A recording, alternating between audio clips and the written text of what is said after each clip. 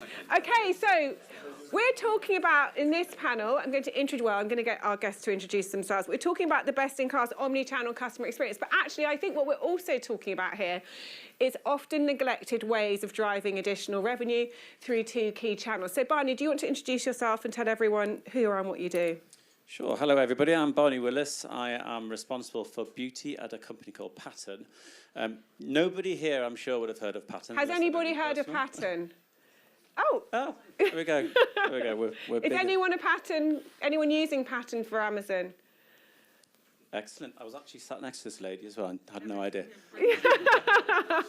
So I'm quite new to Pattern as well. I've only been in the company a couple of months. But my journey up to working at Pattern was working for marketplace integrators. Pattern as a company is quite unique in that most of the Amazon businesses out there, or the marketplace businesses out there, work on a rev share model. So they're kind of like an agency. There's lots and lots of great agencies out there. What we do as a business is slightly different in that we actually acquire stock and then we sell it on your behalf on Amazon primarily, but also on multiple other channels. There's been a lot of talk about TikTok and sort of content generation on TikTok and how to drive revenue that way.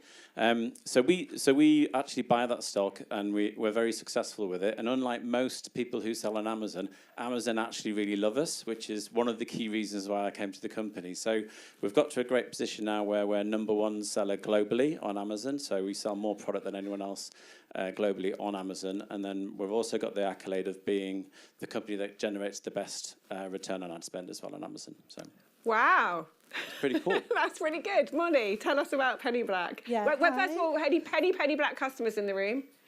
There should be. Yeah, there should be. Brilliant. Tell us about Penny Black. Yeah, hi, I'm Molly, the marketing manager at Penny Black, and we allow brands to turn their unboxing experience into their newest and highest performing marketing channel, and that's through allowing them to print and send personalized inserts that actually perform 5 times better than post-purchase emails. And it's all about creating that beautiful experience in the unboxing moment where they're experiencing your products in real life. And for everyone here, there's a little fairy came around in the last break. I was going to say, I saw that pink, fairy. Booklets under a few chairs. There's a prize in one of them where a lucky guest will win £150 worth of product. So if you have the golden ticket, please come find me or my colleague Ben as well. Fantastic. So coming back to Amazon then. So why... hang on, Molly's golden ticket is causing us... Sorry, Tash, I didn't pre-warn you about that, so sorry. Wait, who's got the ticket? Anyone got the ticket? I think it's over there. Is the ticket? Yeah. Hey, you're going to win a Siri toothbrush along with other stuff, so that's pretty cool. Okay, Barney, so coming back to Amazon then. So with both of these guys, you know, I think when we're assessing tech solutions or partners, it's always like, can they help you drive extra money out of either things you're already doing, i.e. get more from what you already got, or something that you have as a cost line. So Amazon is something that most brands are on, but not necessarily doing that well at. Why is that? Just talk about the problem of resellers and missed opportunities. So I think fundamentally, the reason why I said that Amazon love us is because it's so unusual. Amazon's actually a very buyer-focused business. So anybody who actually sells on Amazon know how brutal it can be. It can be a really difficult journey. I've got personal experience selling my own brand on Amazon as well. And it's horrible. I mean, it's the definition of insanity going round and round on Seller Central. It's a horrible experience. But that's partly because Amazon is really protecting the consumer. So what we typically say with Amazon is there's 3 pillars that define the marketplace model that Jeff Bezos set up when he first conceived of the company. So it's convenience, it's selection, and its price or value. And what we typically say at Pattern is that the brand isn't really seen in there. The brand is part of selection. They're trying to create choice. So what we find with most of the brands that come to us, if it's not about the fact that they just can't resource to expand, which is a very common problem as well, it's the fact that they've got lots of other sellers that are undermining their brands. And because they're not winning the buy box, the buy button within Amazon, they're not able to deliver that A+ content. So it's quite funny actually. When I met Tash a couple of months ago, it was my first week in the business, which is quite convenient timing. I also went to see a very big beauty group, very big, well-known beauty group, which I won't mention. But they were, like a lot of beauty brands in particular, saw themselves a little bit too highbrow for Amazon. It wasn't quite the area that they wanted to promote their brand. So they failed to embrace Amazon, and they got to a position now where they didn't realise how much of their product was actually being sold on Amazon. It was actually close to $500 million was being sold annually on Amazon for this business, but that was across 42,000 sellers. So because Amazon scrapes the web to find the cheapest possible price, that's the value piece, then they were in this horrible position where we call internally 3P Wild West, where they were having these amazing, beautiful products that are being sold north of $100, for example, nice creams and beautiful skincare and amazing content that they'd spend millions on. And the problem they had was that no one was seeing that. So even though in the consumer journey in the UK, 63% of consumer journeys start on Amazon now, no one could actually see their content. And there were all these other sellers which were eroding the price and eroding the equity of the brand. So that's what we do as a business. One of the first things we do when we buy products is we protect the brand. We remove all these other grey sellers or rogue sellers, and we work to consolidate your P&L. And when you consolidate the P&L, you typically tend to see that the buy box tends to get won a lot more. And then when the buy box has won a lot more, then obviously you can start pushing that great content that you've got. And then obviously you start to see the price coming up, and you start to being able to expand in a really coherent way. And then your whole retail ecosystem then follows suit. So rather than you being in this death spiral where every different retailer out there is competing and eroding your brand, you get into this nice profitability flywheel, and the rest of the retail ecosystem catches up. And one of the things I loved about you guys, aside from some of your success stories, is you do have this report that you give to brands that tells them their missed opportunities. The results are quite staggering. So they were like, we just put some of the brands that are in our community into it in terms of volumes going through Amazon that are not brand-owned volumes, and it's millions for a big brand. Absolutely, absolutely. So they don't necessarily know, do they? Or do they know? Or do they just not know how to do it? Quite often they haven't got a clue. Okay. And this is the problem, is that if you don't embrace Amazon and understand how much it's dictating your world and your brand, if it's like it used to be sort of 5-10 years ago where it was a box ticking exercise, I've got to go on marketplaces as well. But it's not like that anymore. You need to be able to control the brand properly and understand, that's where the consumer's looking typically organically looking for skincare rather than looking for a specific brand of skincare. So there's a lot of brand discovery there as well. So you need to be able to have that control as a core, and then that then influences your entire retail space. And obviously that puts you in control, and then you can sustainably grow the brand onto other channels or the geographies, etc. Fantastic. So Molly, coming on to Penny Black. Now, anyone who's been to a Game Changers workshop would have heard us waxing lyrical about Penny Black because of the fact it turns a cost line, i.e. your packaging, what you're paying for paper, etc., into a potential revenue driving line. So, I mean, Molly, you're one of our well-loved solutions at DTC Live with lots of brands onboarded. Can you just tell us how Penny Black has grown in the last 12 months in the UK? Yeah, so like Tash said, with the help of the DTC Live community, we have grown our customer base by 4 times, which is massive for a small team operating in the UK. And by working with more of these brands of different sizes and different industries, beauty, cosmetics, supplements, we are learning more and more how brands can use the unboxing experience to drive that repeat purchase. So different types of campaigns, the value it can drive, and the additional revenue that experience can actually bring to the store.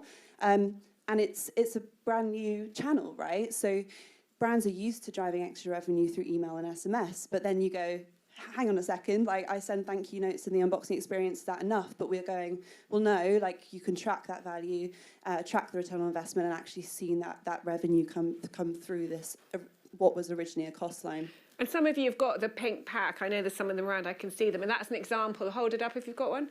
That's an example of kind of the Penny Black output, which really functions quite like Klaviyo in terms of its segmentation and customization. Yeah, that was actually a point I missed off. And okay, well, with that growth, like obviously the product's growing as well, and we're deepening the integration into Klaviyo to make that a much more like consistent journey. And what that means is that brands, if customers scan the insert or don't scan the insert, that scan data can go back to Klaviyo now, and they can send up automated follow-ups. So if they did scan, hey, you got that offer in your box, why didn't you purchase, but also if they did scan, oh, great, you've made that purchase or you've joined our loyalty program, now what's next? So Rich will be happy to hear about the Klaviyo advancements there. So yeah, getting into that ecosystem. Tell us about some of the campaign, like the most successful brands using Penny Black, and what, I mean, some of them have dozens, like more than 20 campaigns running, using customized touch points in the unboxing moment. Yeah, so one story I wanted to tell you all about today is about a Korean skincare brand called Yopoda. They worked with us, first of all, in their German fulfillment center for customers in England, France and Germany.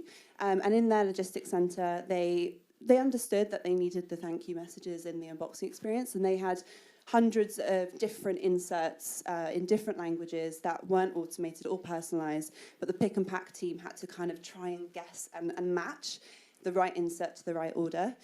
So we went in and started to work with Yopoda in Germany first, and we launched with 3 simple campaigns, basically. So the first one was for new customers to motivate those first-time purchasers to make a repeat purchase. An opportunity. The next one was for Yopoda to cross-sell more products in their range, and also to make it easier to serve multiple languages, so they didn't have to worry about putting a French insert into an English order. So we worked with them on those easy campaigns to start with, and they saw amazing results. They saw 4% conversion rate, which is massive when you think about post-purchase emails have a 1% conversion rate or lower. And it's all about, because of that unboxing experience, driving that surprise and delight moment. And they also saw a £3 revenue for additional revenue for every single insert that went out. So you can see how that can extrapolate to that additional revenue as it goes across thousands of orders. So today, like you said, we work with Yopoda, and they are running multiple campaigns all at once, ranging from new product launches to seasonal campaigns. And we've also scaled with them across multiple geographies in their logistics centres as well. So they work with Everstocks to connect those logistics centres, and they said, hey, we work in Italy in a logistics centre, we work in the UK in a logistics centre, we want you to come along with us. So we're now integrated with Sprint Logistics, who are also here today, and we have that partnership going too. So really seen the growth with Yopoda, for sure. And also you've really pushed out through 3PLs, haven't you, in terms of getting them to let you guys in and set up your printers. So it's all print on demand, which I think is a efficient and effective things I love. Yeah, lots of people think that, they're like, well, how on earth does this work? Do you print it somewhere and send it out? And how can it possibly be personalised as print? But we operate on a print-on-demand service fully integrated into the logistics centre and also the warehouse management system. So as soon as the pick and packer within that logistics centre is going, hey, I'm packing Tasha's order, that insert personalised, that customer is printed out at that moment without adding any additional time to that process. Okay. So a lot of the logistics centres we're working with see us as a value-added service and an opportunity to, one, acquire more customers, but also be a more sticky solution for their clients. So brilliant. Now I know you've got a prize winner for your golden ticket over here. Yeah. Barney, if people want to access this report to show, or this analysis to show the missed opportunities of revenue they don't know about that their brand is getting from Amazon that they're not getting themselves, how do they do that? Just contact me on LinkedIn. There's a ton of great patented tools that Pattern have developed. The actual name Pattern comes from data patterns. We're founded by 2 data scientists, and a lot of that is available on our website for free. So you know, there's you can have a little explore there. But if you want anything really nuanced about your particular brand, we've got tons and tons of data on every brand out there. And it's pretty. I mean, we have a dog supplement brand which we put into it. It's, you know, you can see all what the competitors are up to, all the money you're missing. Only do it if you want to be slightly traumatised, I'd say, and feel like you have no choice but to immediately take massive action. Then I would highly recommend you do this. Yeah, it's always good watching everyone's face go, who's selling that? Oh my God. Yeah. Brilliant. Well, thanks so much. So both of you around, you'll be here for drinks afterwards, and thank you so much to both of you. Thanks. Thank you.